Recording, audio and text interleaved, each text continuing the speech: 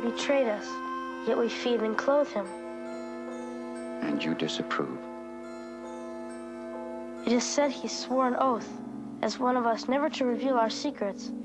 It is said that when he left us, he taught farmers to be soldiers and led them to their deaths in foolish rebellion. I am aware of his unsavory adventures. I am aware also of his hunger and cold. But Master, will not food and new clothing strengthen him to go out and cause more suffering? It may. But when he leaves us in the morning, will the earth fall away from under his feet?